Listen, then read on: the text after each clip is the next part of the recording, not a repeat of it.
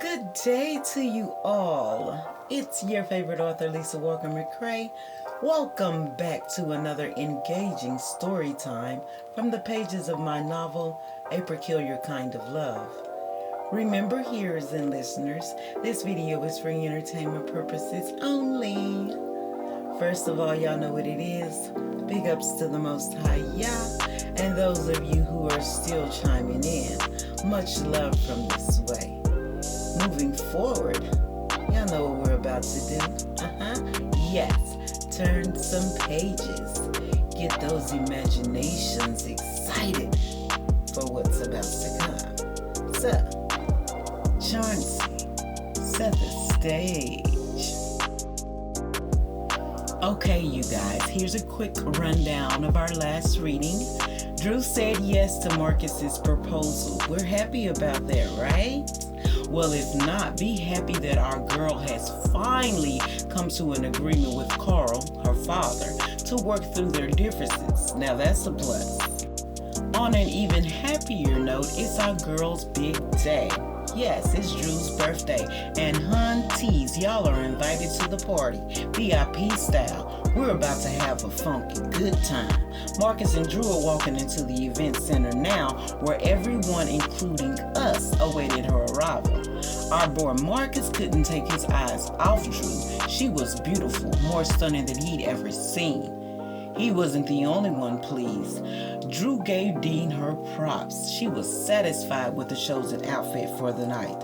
She wore a white off-the-shoulder ruffled blouse paired with some denim jeans, each pocket lined with turquoise stones, accompanied by a pair of turquoise implanted rose boots with a belt and cowgirl hat to match. Dean really did her thing when adding the turquoise stone jewelry, which complemented the glow of Drew's skin. Hold up, Drew. Marcus paused his steps, giving Drew a hug. What was that for? She asked, puzzled at Marcus's actions. Just showing my gratefulness for you being by my side. Happy birthday, sweetheart. Marcus gently kissed Drew's cheek. Drew started tearing up. Her birthdays never really meant much to her or anyone else. But here stood Marcus, making her feel like September the 30th was the day a queen was born. Fanning the tears back, Drew told him to stop before ruining her makeup she'd worked so hard on. Oh, look at Drew. She's been humbled to tears. Anyway, the pair walked in. Drew's eyes widened. She was amazed at the energy Marcus and Jay had put into the rodeo theme. Looking around the event center, there were hay bales, gunpowder barrels, saloon doors, and stuffed cattle in various places. Drew also noticed Marcus wasn't playing about the mechanical bull. The guests were already giving it a try. Drew was pleased greeting her guests when noticing everyone had participated by wearing their best Western attire. This really brought the theme together. The guests gave her the loveliest birthday wishes. Everyone was there, even some of her old high school friends. Drew had never felt so loved in her life. After greeting most of her guests, Marcus took Drew's hand. You ready? He asked. About as ready as I'll ever be, Drew replied. The couple nervously exhaled. Marcus escorted Drew over to meet his parents. Drew was extra anxious. Her stomach was in knots. The closer she got to the table, the tighter her grip got around Marcus's biceps. He leaned in and kissed Drew's ear. With a whisper, Marcus assured there was nothing to be worried about. His parents were good people. Drew was always anxious about new people entering her life. The results most of the time left her wishing she never gave them the time of day. The prayers started weeks ago when Marcus mentioned meeting his parents. Drew was sure they were good people. Like Marcus said, he always talked highly of them. But it was the matter of Amy and Michael, who seemed to have no home training. Drew exhaled. Her and Marcus was now standing before the parents awaiting their attention. Marcus's father effortlessly entertained the table of 8 with his Jamie Foxx impression. Drew silently chuckled. His mimicry of Wanda was something. Marcus cleared his throat, gaining not only the attention of his parents but the entire table. Drew's grip tightened around Marcus's arm. Her fingernails were almost digging into his skin. See, Drew got a bad case of social anxiety or something. Anywho, Marcus rubbed the small of her back, calming Drew. Good evening, everyone, Marcus greeted the table. He then kissed his mother, shook his father's hand, and introduced Drew. Mr. and Mrs. Tidwell, I would like y'all to meet my gift from Yah, the love of my life, the apple of my eye, the sun to my shine, the beat in my heart. Drew blushed with each description. The beautiful Miss Julie McCain. The table applauded Marcus's over-the-top introduction. Drew felt compelled to join Marcus's comedy, hoping to deaden the social anxiety tugging at her. She proceeded to bless his parents with a royal curtsy, accompanied by a head bow fit for a king and queen. Adding to the shenanigans, Drew greeted with an English accent. Pleased to meet you, I'm sure.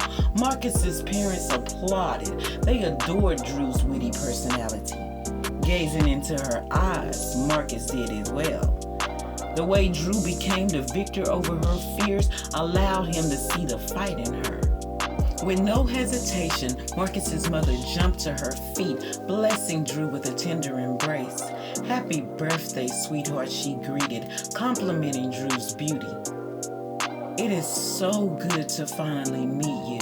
Drew blessed her with a gentle smile. Marcus's father was just as thrilled to meet Drew, giving her compliment after compliment. Drew was impressed. The souls standing before her were nothing she expected from two people that had been taunted by violence. Their energy was contagious. Marcus's parents had more life in them that had been taken away. Drew was impressed. Finally, the introduction was done and over with. The pressure was off, and Drew was ready to let her hair down and enjoy her party. But first, before settling in, Marcus had a surprise. Come with me, he instructed. Drew followed Marcus over to the bar where he asked the hired bartender for a twisted nipple. Drew looked out over the crowd having a funky good time, eating, dancing, laughing, enjoying one another. She smiled. She was grateful. Drew had never had a party before. She'd hosted plenty, but never had she been the center of attention.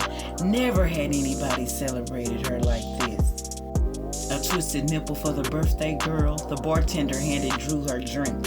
Turning to retrieve it, she looked right into the eyes of Randy. Drew was flabbergasted. She couldn't believe he was there.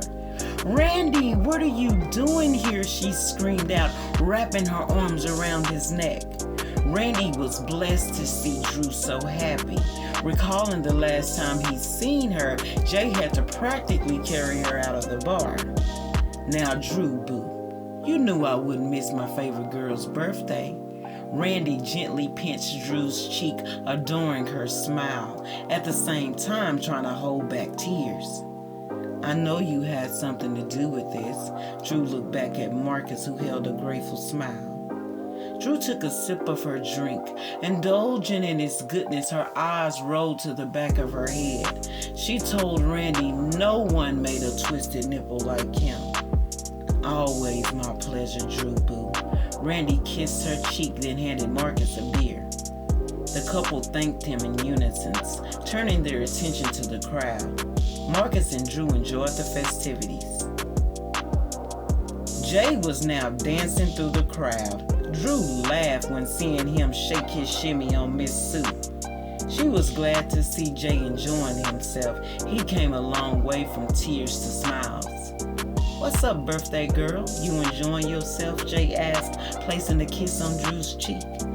Drew shimmied her shoulders, informing him she was having a great time, and she couldn't believe him and Marcus pulled it off. You know how we coming behind you. Jay looked at Marcus and gave him some dap. So the trio engaged in conversation a while when Jay noticed a blue rose walking through the crowd. He asked himself, who is that? He then secretly straightened himself when noticing she was headed their way. Examining the rose from head to toe, Jay asked himself again, who is this woman? Where did she come from? Her face held a unique beauty. Grace and sophistication lay before her with each step taken. Confidence carried her through the crowd. The rose had a natural essence which had Jay captivated. From the natural way she wore her hair to the natural way she wore her makeup, Jay was spent. He was a sucker for a natural woman. Jay became disabled when catching a glimpse of her smile. The woman had a smile that could change your mood from sad to happy in seconds. The rose was now standing before them. Jay was planted. She addressed Drew. "Wow, how good you look in that outfit. My goodness, where did you get it?" she asked. Drew replied, informing the rose she'd gotten it from a cute little boutique called Saddle Girls, and she knew the owner personally, who was very sweet and knew her stuff about fashion. Both women laughed at the inside joke. "Happy birthday, Drew." Dean gave her a hug, then complimented how well the rodeo thing came together. The ladies talked among themselves while Marcus and Jay held their own conversation. Drew could clearly see Jay inquiring about Dean, but Marcus had no clue he didn't even know Dean. "Excuse me, fellas," Drew intruded in on their conversation, pulling Marcus closer. "I'm sorry for my rudeness, Dean, but this here is my ever so loving boyfriend Marcus, and this is Jay, my handsome yet single best friend. Fellas, this is Dina, my stylist, my shoulder, my soul sister." Drew held up a fist. The men laughed at the introduction. Marcus greeted Dean, while Jay stood in a daze trying to remember his name. Noticing Dean's blush and Jay's loss of words, Drew thought, is this a love connection? And if so, they'll have to do it themselves because it was about her tonight. The crowd cheered and roared. Drew's attention was summoned to the dance floor. Looking through the excited crowd, she saw the fuss was about the parents. Yes, the Tates. Brenda and Joe were ripping up the dance floor. R. Kelly's Step in the Name of Love had their souls stepping. Each instruction given by Kells guided the Tates across the floor as if they were floating. The crowd cheered. One by one, couple by couple, they joined in. Even Marcus's parents joined in. His father was literally spinning in a circle on a wheelie. Marcus noticed Drew grooving to the music. "Come on, girl, it's your party. You can dance if you want to," he proclaimed, grabbing Drew's hand, pulling her to the dance floor. Drew enjoyed the moment, looking around at all those who loved her. Emotions were high as she gave Yah inner praise. Okay, Drew's party seemed to be a success, but it's not over yet. It's the end of our story time, but not the end of this party. There are more pages to be turned.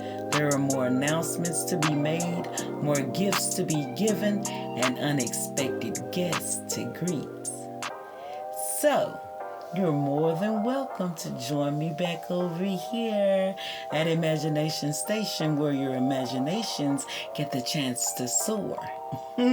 Until then, listeners and readers, put this in your mental. Love those who love on you, and don't take for granted what you can't get back once it's gone. Y'all bless this reading and yourselves. Smooches.